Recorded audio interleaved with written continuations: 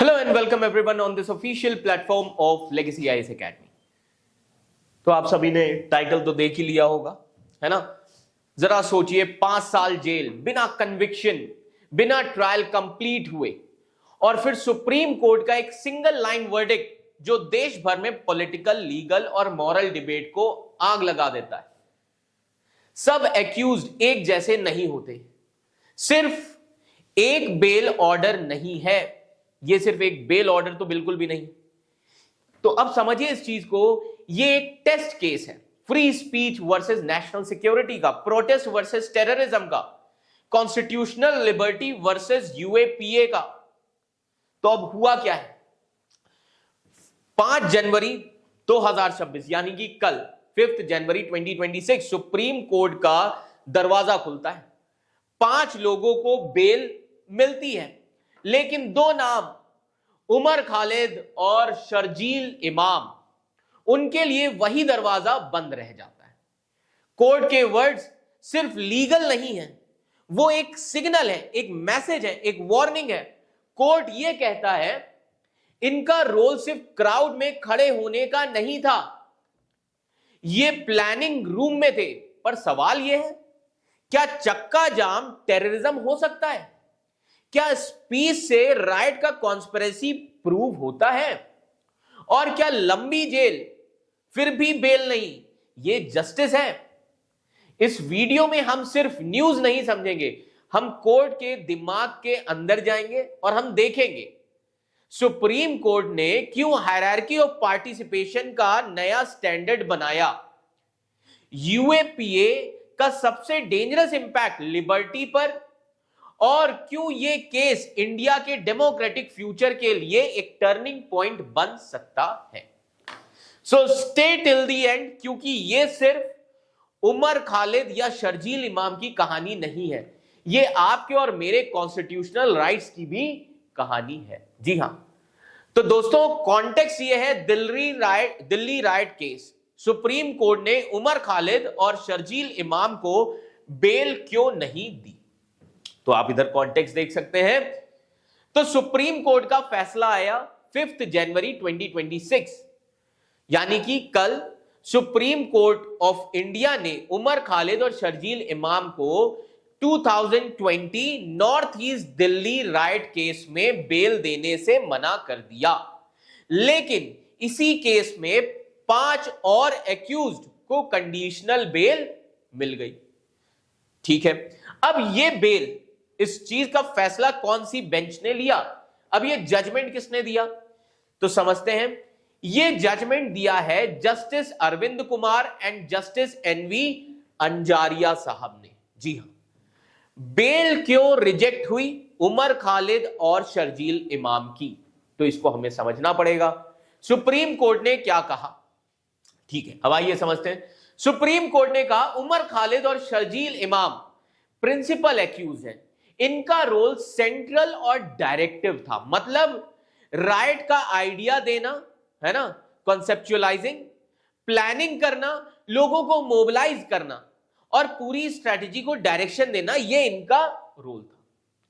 Court ने इसी के साथ यह भी कहा कि सब एक्यूज एक जैसे नहीं होते, सबका रोल अलग होता है, इसलिए कोर्ट ने हायरार्की ऑफ पार्टिसिपेशन का कॉन्सेप्ट यूज किया।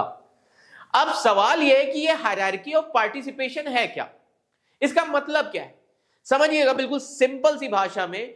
जो लोग प्लानिंग और लीडरशिप लेवल पर होते हैं उनकी जिम्मेदारी ज्यादा सीरियस होती है। तो कोर्ट ने यह कहा सब एक्यूज इक्वल फुटिंग पर नहीं है। ठीक है, अब ये यूएपीए का रोल क्या है, उमर खालिद और शर्जील इमाम, इन पर लगाए गए charges unlawful activities prevention act section 15 terrorist act के अकॉर्डिंग यह कहा जाता है कि अगर सेक्शन 15 टेररिस्ट एक्ट के अकॉर्डिंग अगर कोई एक्ट इंडिया की यूनिटी, इंटीग्रिटी, सिक्योरिटी, सोवरेनिटी को थ्रेटन करेगा या लोगों में टेरर क्रिएट करे तो टेररिस्ट एक्ट माना जा सकता है, ऐसा कहा गया है। ठीक है, प्रोसिक्यूशन का मेन आर्गुमेंट क्या है, दिल्ली पुलिस का कहना है कि सीए प्रोटेस्ट के नाम पर प्लान्ड चक्का जाम यानी कि रोड ब्लॉकेड किए गए थे। यह स्पॉन्टेनियस प्रोटेस्ट नहीं था, यह एक वेल ऑर्केस्ट्रेटेड प्लान जो कि पैन इंडिया लेवल की कॉन्स्पिरेसी थी। पुलिस ने साथ ही साथ यह भी कहा एम था स्टेट को डिस्टेबलाइज करना, इनका इकोनॉमिक स्ट्रैंगुलेशन करना और रिजीम चेंज करना, ऐसा दिल्ली पुलिस ने कहा। ठीक है, अब इन सभी चीजों पर शर्जील इमाम का क्या आर्ग्यूमेंट था, है ना? इन सभी चीजों पर शर्जील इमाम का क्या आर्ग्यूमेंट हमें समझ में आता है। शर्जील इमाम ने सुप्रीम कोर्ट में कहा मुझे बिना ट्रायल और बिना कन्विक्शन के डेंजरस इंटेलेक्चुअल टेररिस्ट लेबल कर दिया गया। उनके लॉयर सीनियर एडवोकेट सिद्धार्थ दावे ने कहा शर्जील इमाम को जनवरी 2020 में अरेस्ट किया गया। राइट्स फरवरी 2020 में हुए थे, मतलब राइट से पहले उन्हें अरेस्ट किया गया। सिर्फ स्पीचेस देना क्रिमिनल कॉन्स्पिरेसी नहीं हो सकता। ठीक है, अब इस पर दिल्ली पुलिस का एनकाउंटर क्या था? Additional solicitor general SV Raju ने यह कहा कॉन्स्पिरेसी केस में एक कॉन्स्पिरेटर का एक्ट दूसरों पर भी लागू होता है। शर्जील इमाम के जो स्पीचेस थे उमर खालिद के खिलाफ एविडेंसेस बन सकते हैं। समझ में आ रहा है? उमर खालिद के खिलाफ एविडेंसेस बन सकते हैं। पुलिस ने यह भी कहा उमर खालिद ने राइट से पहले दिल्ली छोड़ दिया ताकि रिस्पॉन्सिबिलिटी से बच सके। ठीक है, अब इन सभी चीजों में लॉन्ग जेल टाइम का क्या सच है ना? क्या मुद्दा है? तो समझिए, दोनों शर्जील इमाम और उमर खालिद 5 साल से ज्यादा टाइम से जेल में हैं।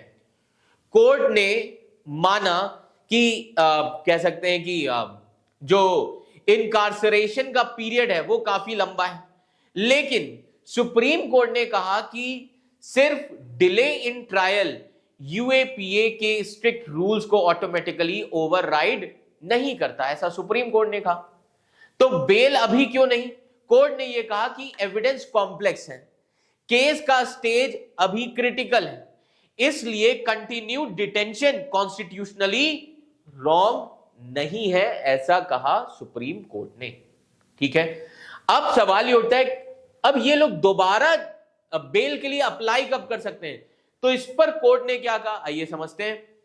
देखिए, कोर्ट ने क्लियर डायरेक्शन दी है, बेल तब दोबारा अप्लाई कर सकते हैं जब प्रोटेक्टेड विटनेस का एग्जामिनेशन कंप्लीट हो जाए और 1 साल कंप्लीट हो जाए, यानी कि 5 जनवरी 2027 तक। उसके बाद बेल को अप्लाई किया जा सकता है ना? ठीक है, 5 और एक्यूज को बेल क्यों मिली? अब यह भी हमें समझने वाली बात है ना? बेल मिलने वाले जो एक्यूज हैं वो कौन कौन है? गुलफिशा फातिमा, है ना, मिरान हैदर, मोहम्मद समीर खान, शदाब अहमद, शिफाउर रहमान, ये 5 लोग हैं। तो सुप्रीम कोर्ट ने कहा इनका रोल अगर हम देखें, इनका रोल कंपैरेटिवली लिमिटेड है, इनका जेल में रहना फेयर ट्रायल के लिए इंडिस्पेंसिबल नहीं है। तो इसीलिए, लेकिन स्ट्रिक्ट कंडीशन लगाई गई हैं, 12 कंडीशंस लगाई गई हैं। अगर कोई कंडीशन ब्रेक हुई तो इन 5 लोगों की भी बेल कैंसिल हो सकती है। तो कोर्ट का यहां पर बैलेंस अप्रोच क्या है? सुप्रीम कोर्ट ने कहा कि पर्सनल लिबर्टी इंपॉर्टेंट है, लेकिन नेशनल सिक्योरिटी और पब्लिक ऑर्डर उतने ही इंपॉर्टेंट और कॉन्स्टिट्यूशनल वैल्यूज हैं, इसलिए बेल देना गिल्ट प्रूव नहीं करता। बेल डिनाई करना पनिशमेंट बिल्कुल नहीं होता, यह समझने वाली बात है। तो यह सिर्फ लिबर्टी और सिक्योरिटी के बीच का बैलेंस, समझिए इस चीज को, ये जो पूरा सिनेरियो हुआ ये सिर्फ एक लिबर्टी और सिक्योरिटी के बीच का बैलेंस है। तो सुप्रीम कोर्ट ने यह कहा उमर खालिद और शर्जील इमाम का रोल सिर्फ प्रोटेस्ट तक लिमिटेड नहीं था, बल्कि प्लानिंग और डायरेक्शन के लिए भी था, इसलिए यूएपीए के अंडर अभी बेल नहीं दी जा सकती। जबकि 5 एक्यूज्ड को लिमिटेड रोल के चलते हुए कंडीशनल बेल मिल गई, है ना? तो ये पूरा इशू सामने आया। तो अब आखिर में अगर हम देखें, सुप्रीम कोर्ट ने क्या कहा? कोर्ट ने ये नहीं कहा कि उमर खालिद और शर्जील इमाम गिल्टी हैं, कोर्ट ने यह भी बिल्कुल नहीं कहा कि वो इनोसेंट है, ये एक बैलेंस अप्रोच है। कोर्ट ने बस इतना कहा कि अभी बेल का टाइम नहीं है, लेकिन ये अभी 5 साल का हो चुका है। सुप्रीम कोर्ट ने एक नया प्रिंसिपल स्टैब्लिश किया है ना, role matters more than presence, planning is graver than participation, liberty absolute नहीं होती। और साथ ही एक अनकंफर्टेबल ट्रुथ भी, delay in trial is not a trump card, है ना। तो यह केस हमें एक मुश्किल सवाल पूछने पर जरूर मजबूर करता है। अगर प्रोटेस्ट प्लानिंग, समझिए, अगर प्रोटेस्ट प्लानिंग है तो डिसेंट कहां खड़ा होगा? अगर स्पीच कॉन्स्पिरेसी है तो डेमोक्रेसी का स्पेस कितना बड़ा होगा, या डेमोक्रेसी का स्पेस कितना अब बचा है फिर? अगर बेल एक्सेप्शन बन जाए तो जेल रूल का क्या है? तो कोर्ट ने कहा नेशनल सिक्योरिटी भी एक कॉन्स्टिट्यूशनल वैल्यू है, और शायद यही इस पूरे केस का कोर चीज है ना। ये वर्डिक्ट किसी एक आइडियोलॉजी की जीत या हार नहीं है ना, ये एक वार्निंग लाइट है जुडिशरी, स्टेट पावर और सिविल लिबर्टीज के बीच में। आज उमर खालिद और शर्जील इमाम है, कल कोई और हो सकता है। इसलिए ये वीडियो सिर्फ देखने के लिए बिल्कुल भी नहीं है, ये सोचने के लिए है कि अगर आपको लगता है लॉज पावरफुल हो सकते हैं लेकिन क्वेश्चंस पूछना और भी जरूरी है, तो शेयर कीजिए, कमेंट कीजिए और इस कन्वर्सेशन का हिस्सा बनिए। क्योंकि डेमोक्रेसी सिर्फ इलेक्शन से बिल्कुल नहीं चलती, डेमोक्रेसी चलती है सवालों से। So see you in the next video. Thank you so much.